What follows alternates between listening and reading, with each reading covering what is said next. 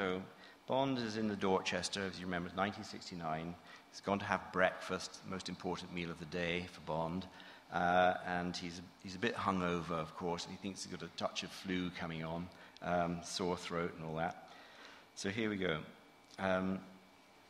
In the dining room of the Dorchester, Bond ordered 4 eggs scrambled and half a dozen rashers of unsmoked back bacon, well done, on the side.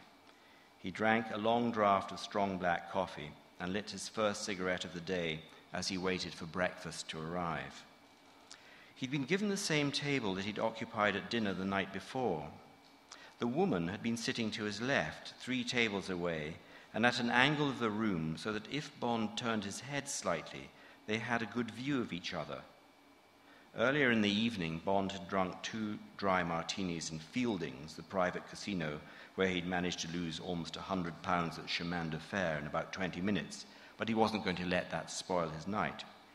He had ordered a bottle of Tattinger Rosé 1960 to go with his first course of pan-fried Scottish scallops, and as he had raised the glass to himself, silently wishing himself a happy 45th birthday, he had spotted the woman lifting her glass of champagne in an identical self-reflecting gestural toast. Their eyes had met. Bond had shrugged, smiled, and toasted her. Amused, she toasted him back, and he'd not thought about it further. She had left as he was preoccupied with assessing the bottle of Chateau Bataille 1959 that he'd ordered for his main course, fillet of beef rare with pomme dauphinoise, and consequently hadn't really taken her in as she swept briskly past his table, registering only that she was tall, blonde, wearing a cream dress, and that her shoes had small, chunky gold heels that flashed in the glow of the table lights as she walked out of the dining room. He sprinkled some pepper on his scrambled eggs. A good breakfast was the first essential component to set any day off to a proper start. He'd told his secretary he wouldn't be coming in, part of his present to himself. It would be as impossible to face his 45th birthday with the routine prospect of work as it would without a decent breakfast. He ordered another pot of coffee. The hot liquid was easing his throat. Strange that the woman should have been in the lift like that, he thought, and stranger still for her to guess that it had been his birthday. Funny coincidence. He recalled one of the first rules of his profession. If it looks like a coincidence, it probably isn't. Still, life was full of genuine coincidences, he reasoned. You couldn't deny that. Very attractive woman also. He liked the way she wore her hair, groomed, yet natural looking.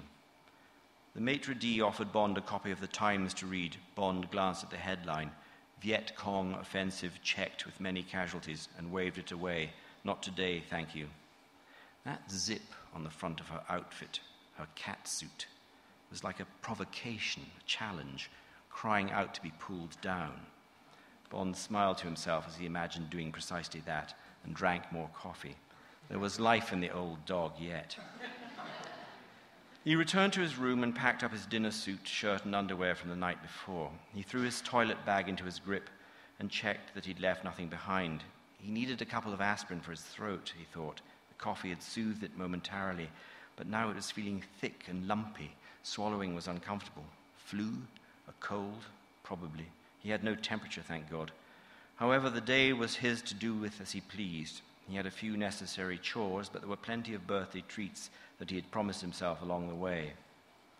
At the checkout desk, it seemed that a group of a dozen Japanese tourists were collectively querying their bill.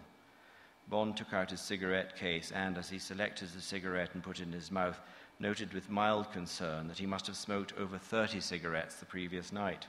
He'd filled the case before he'd gone to the casino.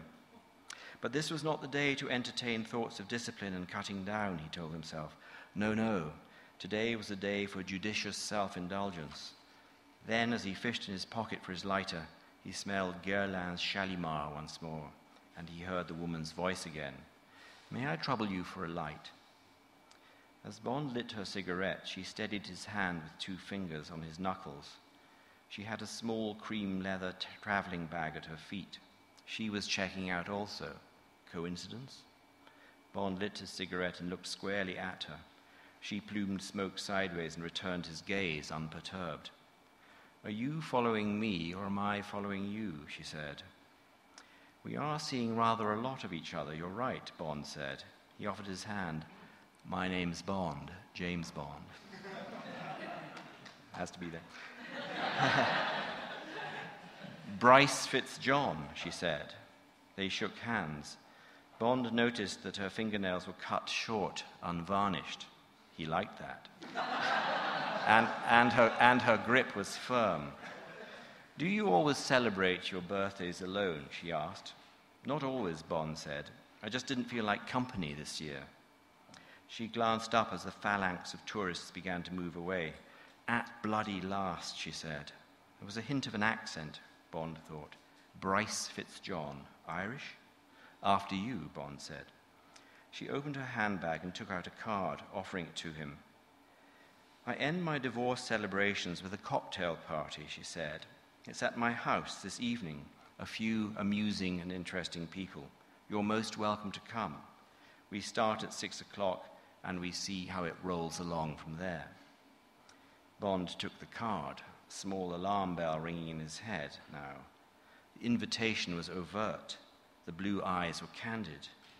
"I'd like to see you again," was the message, and "there might be some sexual fun to be had," was the subtext.